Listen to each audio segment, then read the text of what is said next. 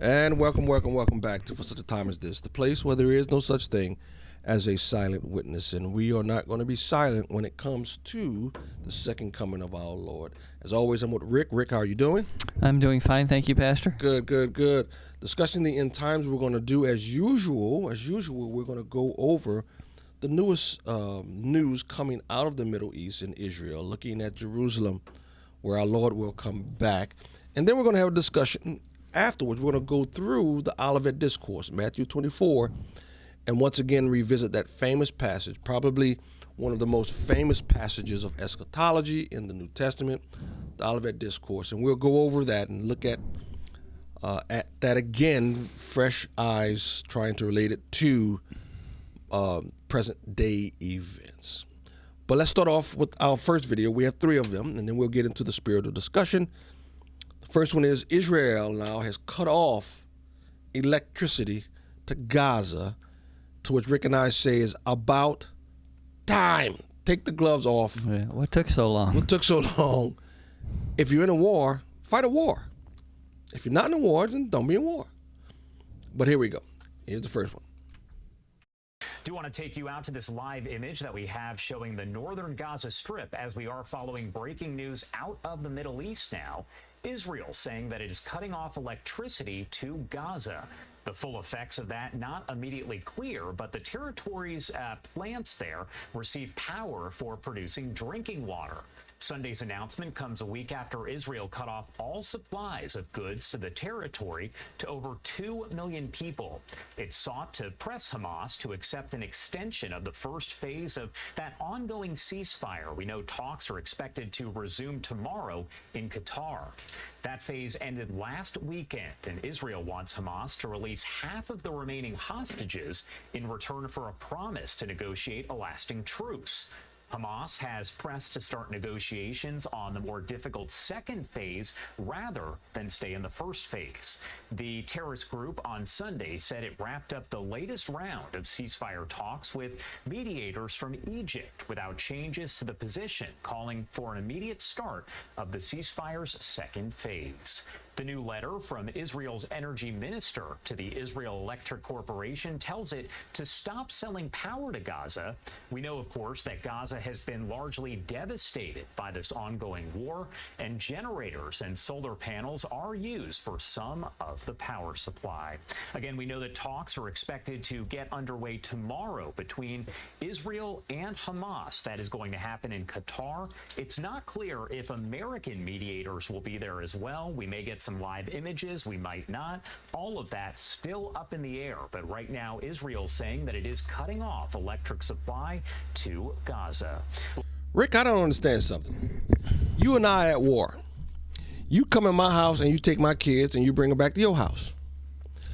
And for almost 2 years now, while you have my kids in your house, I continue to provide your house with electricity and give you food. That makes no sense to me.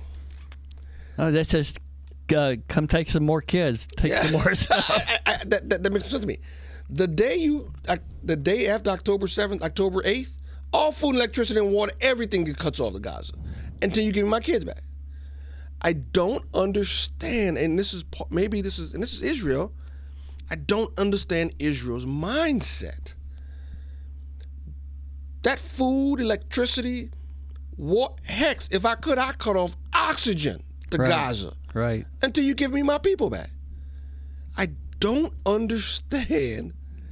And again, it's easy for us to sit here in the Chicagoland area, United States of America, and criticize Netanyahu, but that is something I seriously don't understand. I am not going to feed you, clothe you, give you electricity, while you still have my people. I don't understand that.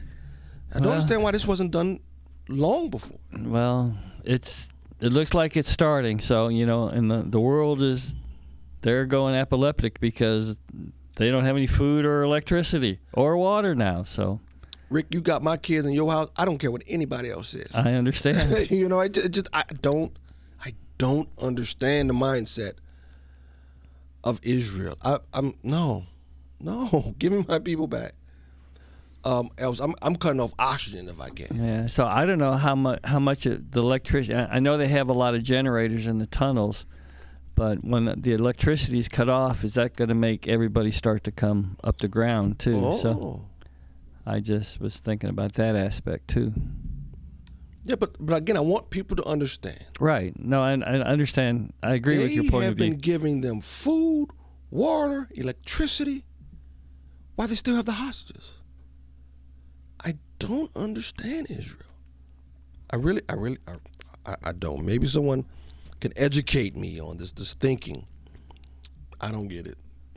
I don't get it. And Gaza was a beautiful city, beautiful buildings, nice everything, and then they gave it to Hamas, and it's totally destroyed now. But Trump said he's going to make it a big-time resort. Yeah. I think he's just needling them. All right, this second one is very interesting. What's going on in Syria? And these Awatis, we got to look at these guys. Right.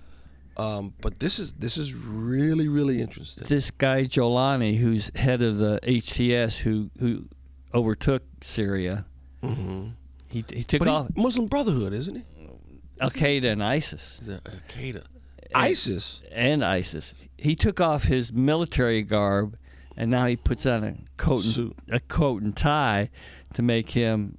And you know what? The European countries are just flocking to him because he put a coat and tie on. Now I don't know. European countries. I don't have a high opinion of the European countries. No, not anymore. You and I were talking about this pre-show. They have let the Muslim world invade them without a shot being fired. I don't understand how you have a Muslim who's mayor of London. Because they have more Muslims in London than they do. How did they Britain. allow that? But anyway, so the YT. This is interesting, and this is definitely a development that needs attention. Here's the next update. I mean, it's almost like unbelievable for me to read. This letter is from a group of people that was allied with Assad, Hezbollah, and Iran. They were betrayed by the Hezbollah and by Iran. They are being massacred by the other side of jihadi Muslims, the Al Qaeda and ISIS. And now they said the only group of people in the Middle East that we can trust is Israel. And look what they say. We say to the Jewish state, we extend our hands to you and we will be your best and most loyal friends so that you can rid us of this extremist Islamic rule that will be a place for training and preparing groups from which they will launch their fight against you. They're basically saying, if you don't assist us, we're going to be the launching pad for their attacks on you. In the past, you have suffered from the Islamists and known their crimes, and the treacherous terrorists of Islamic terrorism are the best example of the Hamas movement and terrorism as an example of terrorism and terror. And Hamas movement is established a base in Syria that will be a launching point for action against you. They're saying Hamas is not only in Gaza. Hamas is in Lebanon, but let me tell you, it's also in Syria. And they are aiming against you. And look what they said.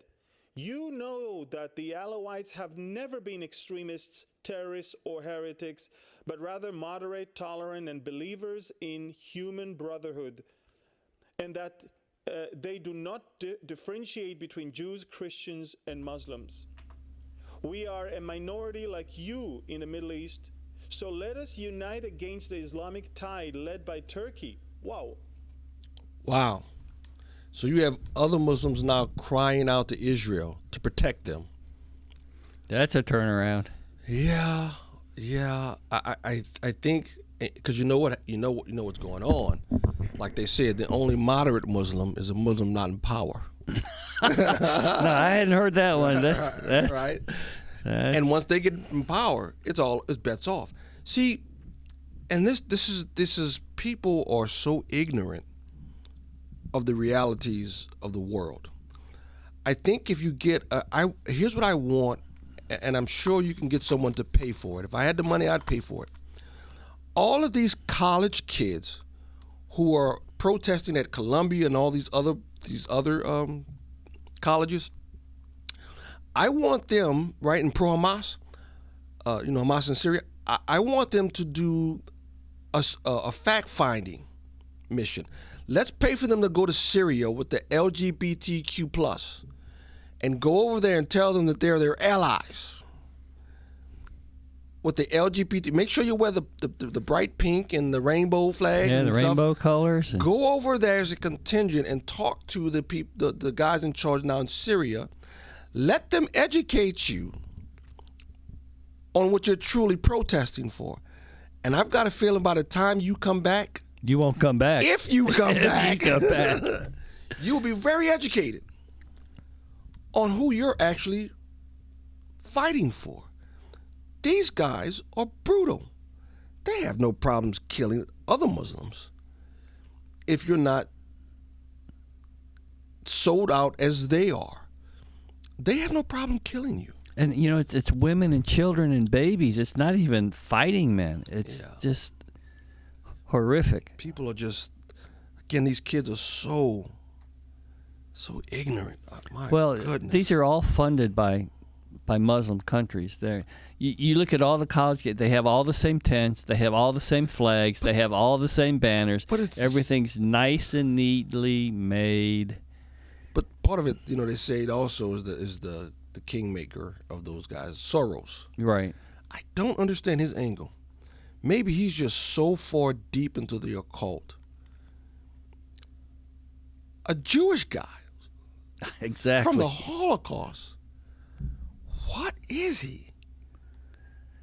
Is he just a manifestation of evil spirits? I don't get this guy. I know. It's you can't explain it. They're just unexplainable. Evil is so bad it's unexplainable. Here's the third clip. The Alawites, more about these guys. Here we go. First place, then help us say goodbye to this extremist Islamic State. We cannot live with these cruel animals who wear Islam as a cloak.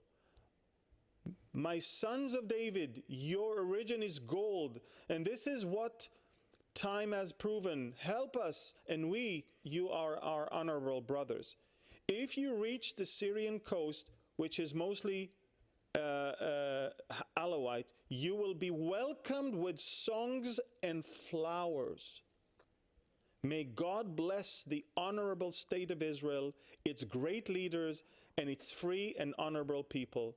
We would like to thank Israeli Foreign Minister Gideon Sa'ar for his words about the Alawites and the revenge and harm they are subjected to, something no Arab, Islamic, or international foreign minister has ever done. Now, since... Yeah, those... didn't I hear that they're arming the Alawites now? Are they arming them? I don't know if they're arming them. They're kind of protecting them. Most of the Alawites, a lot of them, there's a Russian base in Damascus or near Damascus. Russian, yes. You said they're Russian-based? They are flocking to a Russian air base. To a Russian for protection. Base. Okay, got it. And so right now the Russians are protecting them from. The Russians are? Well, I saw pictures of them at the airport, thousands of them, and Russian airplanes there, and they flock in there for protection so they wouldn't be killed. So from the new, what's his name again? Jolani, the HTS guy. And so he's the one that's in charge now of the fighters in Syria, backed by Turkey. Right. Turkey's Erdogan. The main component behind Syria now. I don't think it's Russia now. I think it's Turkey. Mm-hmm. It's Turkey, but they're still laying low. They're laying low, but they're behind the scenes working all their. You mean Turkey? Yeah, Turkey is. Huh. Okay. All right, that's our update on what's going on in Israel. Now switching gears to our spiritual discussion. In Matthew 24, Jesus is teaching. He leaves the temple. As he was going away, he points out, he takes his disciples and he points to the buildings. And he says, you see these? Do you not? Truly I say to you, there will not be one left, one stone upon another that will not be thrown down. And as he goes out and for Jerusalem, he sits on the Mount of Olives. His disciples ask him privately, all right, saying, tell us, when will these things be? And what will be the sign of your coming and the end of the age? So his disciples ask him, and they don't know the timing or anything. They asked three separate things recorded in Matthew 24:3. When will these things be? More specifically, what will be the sign of your coming and the end of the age? And so Jesus then begins to explain. Here it is on the screen. Jesus answered them, see that no one leads you astray. For many will come in my name, saying, I am the Christ. They will lead many astray, and you will hear of wars and rumors of wars. See that you are not alarmed, for this must take place. But the end is not yet. For nation will rise against nation, kingdom against kingdom, and there will be famines and earthquakes in various places. All these are but the beginning of birth pains. Now, I sort of changed a little bit. They asked about what specifically? Now we've heard, Rick, that there've been false Christs all throughout time. Correct. But I think he's asking a specific question, right? The question is, tell us, when will these things be, and what will be the sign of your coming and the end of the age? He's asking for the end of the age. Now, maybe he's talking about what leads up to the end of the age. But I think it's definitely, he's talking about the end times. Yeah, he's definitely talking about the end times, and he's talking about leading up the age. I believe these verses here are parallel the verses in Revelation chapter 6, the first seal. I believe that now. It talks about the it talks about the Antichrist. It talks about wars and the second one's the red horse. I agree with that. The wars and rumor and a lot of killing, and then what comes from wars, hyperinflation. I can see that now. So I think the first half of the tribulation are Correct. wars and rumors wars. Now this is I agree with that. This is just beginning. This is not near where it's going to escalate to, but this is he says these are but the beginning of birth pains. So right. There's going to be some difficulties, and I do believe that those are the seals, right? Right. That those horses, you're right. The wars, rumors of wars, hyperinflation, and wars. Boy, if you look at nowadays, there's wars everywhere. Yeah. And you think they're going to go away, and then they just get bolder and bolder. Yeah, wars and rumors of wars. So he starts off, this is how it's going to start. And I do believe that this is taking place in the first 3.5 years. Exactly. I believe this is the first 3.5 years of the tribulation. I see that. And then he goes on in verse 11 of Matthew 24, and many false prophets will arise and lead many astray. And because lawlessness will be increased, the love of many will grow cold. I think we're seeing that now. I think we're getting to a point to where we're so godless. I mean, horrific things are going on, and many people could care less. I mean, you see that, but I think it's going to get ramped up because he's talking about the first 3.5 years of the 7-year tribulation. Many will grow cold. Verse 13, but the one who endures to the end will be saved. Excuse me. And this gospel of the kingdom will be proclaimed throughout the whole world as a testimony to all nations, and then the end will come. So I think he gives a big overview. The intro, the overview. Intro.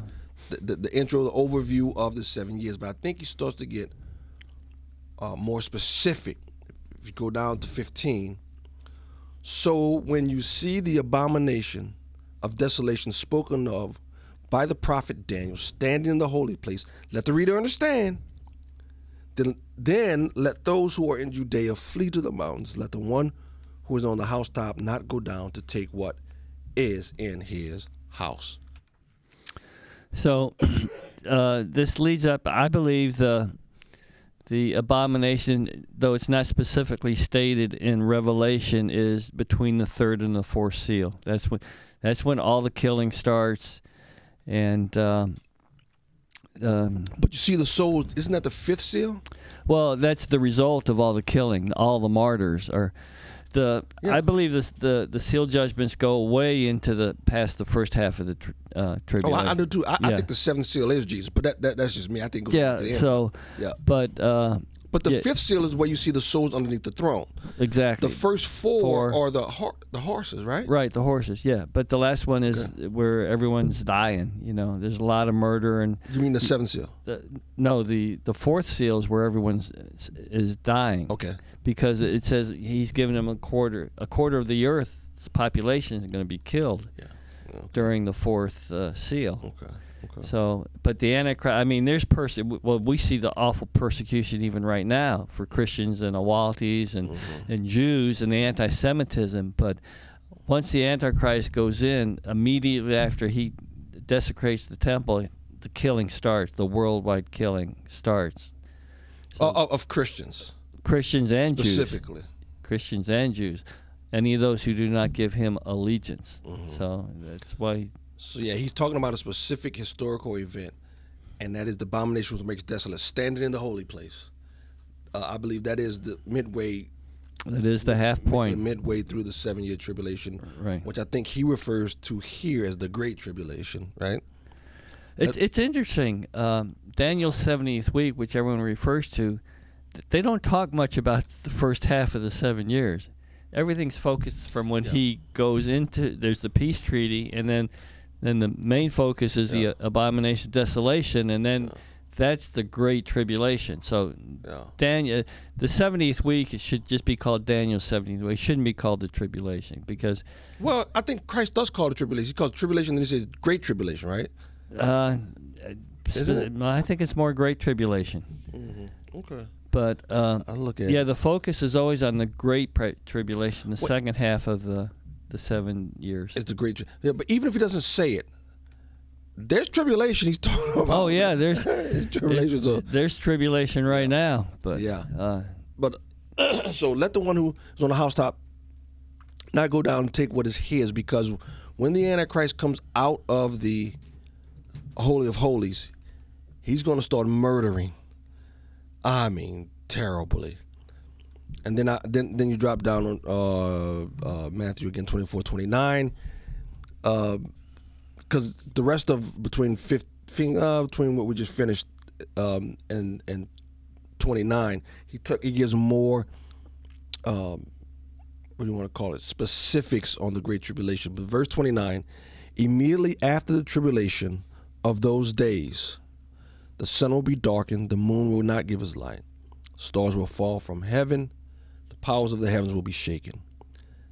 Then will appear in heaven the sign of the Son of Man, and then all the tribes of the earth will mourn, and they will see the Son of Man coming on the clouds of heaven with power and great glory. We see that, what is that, at the end of Revelation 5, when the wrath of the Lamb comes and they're hiding in mountains and stuff. Who can endure the wrath of the Lamb? That's what I take the mourning to be. He comes and he wrecks house. There is no standing against him, and he shatters at Armageddon. He shatters the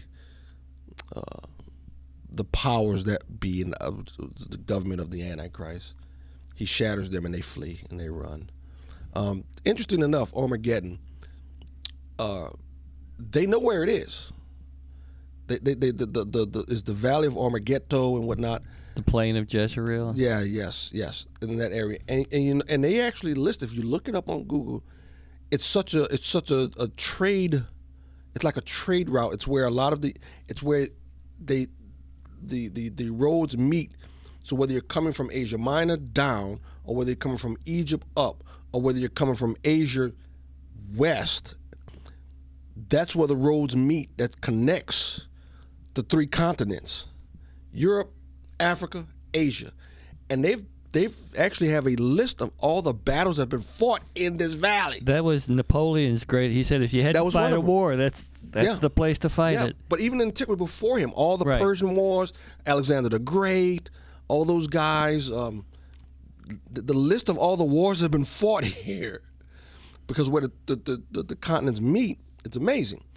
So this is not going to be the first war fought at Armageddon, but it will be the last. Yes. And I think God uses it as poetic justice. All of the wars of humankind has been fought. One of the most famous areas for battles for world dominance. That's where he's going to fight, and that's when it's going to be done. It's going to Yes. be done. So, yeah, Armageddon. It's not no mystery there. It's a real place, and everybody knows about it. And they've had real battles there. And this is going to be the last one in which man will lose his dominance. It says the blood is going to flow for 200 miles to the height of the horses' bridles. That's a lot. That's a lot of carnage. Yes. It's a lot of blood. So, all right. Thank you all for listening. Thank you, Rick. Any last words? No, it's exciting times. It's terrible It times, is. but exciting times. It is, and I hope as a Christian, how can you not say this is a wonderful time to be alive? It's a wonderful time to be alive because this is ripe with the implications. Now, again, am I 100% sure? No, just 99.9. but I'm not 100% sure. Of course, you leave that open to God. He's the only one that's sovereign. He's the only one that knows. Oh, but it is an exciting time to be alive, and the possibility that we can see these things in our lifetime is amazing to me. And I think it's something to be celebrated. So, All right. thank you, Rick. Thank you, Pastor. Thank you all for listening. Thank you for listening. Thank you all. Till next time. God bless.